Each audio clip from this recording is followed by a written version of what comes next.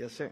Brandt, awesome round today, 9 birdies and 7 under. What was clicking for you today? I think I probably made 200 feet of putts today. I had the putter working, and when you have days like that, it's just get it on the green, give yourself a chance. And I did a great job staying patient and kind of giving myself opportunities. One hiccup on 12, tough hole, like kind of in between clubs, and probably looking back on I should hit the other one and made a double there. But I did a great job of kind of getting back in the round. And you need to have some good fortune. I had a great chip in on 14, was probably saved the round, got me going the other way again, and good strong finish. Those last couple of holes were tough, and to play those last 3 1 under today was nice. What did you adjust anything in your putting last night or this morning? No, I've been rolling great all week. I've just been missing a few short ones here and there, and I kept telling myself I'm historically one of the best putters out here. I got perfect greens. If you just trust yourself for a little bit and give yourself some opportunities, they'll go in. And sure enough, today they all went in, so it was fun. It was those days you practice for, those days you have fun being out here. Do you feel that kind of sets you up for tomorrow? Good frame of mind? I would hope so. Like if I can't go in there tomorrow feeling like I can qualify for the U.S. Open after a day, then I got problems, So I kind of found something my swinging day, drove it really well, and hit a lot of quality iron shots. So hopefully that kind of bleeds into tomorrow and the rest of the year. I've been kind of close all year. I've been saying it, and nobody's been believing me, and I don't blame them. My scores have not looked like they have, but I felt way better about it this year. And, now today was a good affirmation of on this golf course, go out there and shoot that round. I know I'm on the right track. Was it easy to decide to do U.S. Open qualifying, or was it Yeah, I mean, it's our national open. You want to be out there playing against the best in the world on the toughest golf courses, and that's a great, I can't thank Workday and Jack and everybody at Memorial for letting me come here this week and be a sponsor exemption. And I think I held up my end of the bargain this week finally, which was nice, and look forward to kind of building on this week for the rest of the year. Oakmont is obviously one of the hardest courses in the U.S. Open Rota. You've played there a couple times. Mm-hmm. Yeah, I mean, nobody ever really likes Oakmont, but they're expected. You have to like the fact that 30% of guys are going to hate it, and they're going to be gone really quickly. That golf course is going to drive you crazy, and so you need to accept that and realize that everybody's going to have to deal with the same stuff. And I played a U.S. Amateur there. I played a couple Opens there. I kind of know what to expect when you get there. You're going to have some 3 putts. You're going to have some great putts that don't go in. You're going to look silly a few times around there, and you're going to pitch out a lot.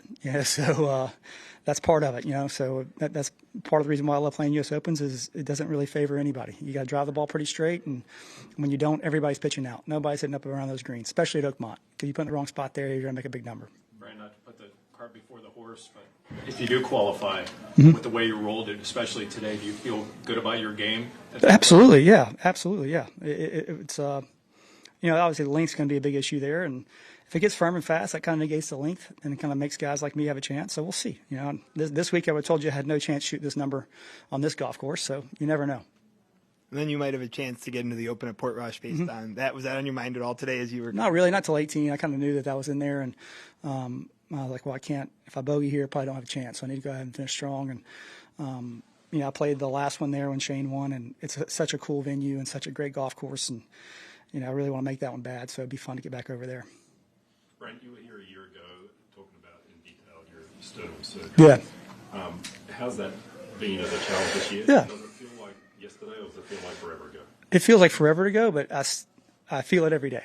So it's kind of one of those things. The surgery's way behind me now, but it's one of those things I'm going to have to have the rest of my life. And, just lost some ability to kind of swing it as hard as I want to and that kind of stuff. But, that's the game of golf. Nobody's perfect at 45, 44 years old like I am. So, but I'm way fortunate to be playing because I thought there's a chance I probably wouldn't be. So I'll just look at the good of it, and, have a round like today kind of makes it all worthwhile. Right. Does it make you appreciate or deal with the grind? Yeah, you need to have days like this because, you put in a lot of hours out here. You work hard at it. When you don't see the results, it can be a really deep, dark place. And so when you have these days, it reaffirms that, hey, man, I know what I'm doing. I've been out here. There's a reason why I've been out here for a long time. And, everybody says confidence is a fickle thing. And, you can only look back on – I can look back on my career and say I should be confident, but until you see the results come through on a day like today, then it's hard to build on it. So hopefully I can build on this today knowing, okay, if I can do this today, I can probably do this anywhere. Is the drive, if not for the driver, there's no day like today, right? Yeah, I drove it great. I think I missed one fairway, and that was the last fairway maybe.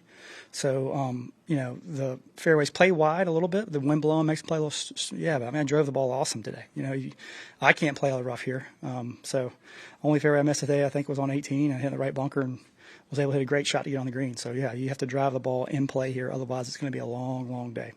And I don't know if it's something easily explained, but can you give us an understanding of what you did differently? Yeah, it's hard to explain, but, I'm always a guy that likes to draw the golf ball, and so I've been kind of struggling with a more neutral path and kind of coming over it a little bit. So I kind of had a swing thought I had back in junior golf today and that I used to use all the time of kind of just trying to keep my right side behind the golf ball a lot longer. And let the club get in front of me a little bit better so I can swing into out. Something simple like that. I know I've been close. My swing looks good on video. It's just about finding something that can kind of click where I can play with it and have one thought that creates what I want to do. And today it clicked and felt great. And hopefully it kind of stays that way the rest of the year. All right. Thanks, Brandt. Thanks. Thank you. Thank you. Yeah, thank you.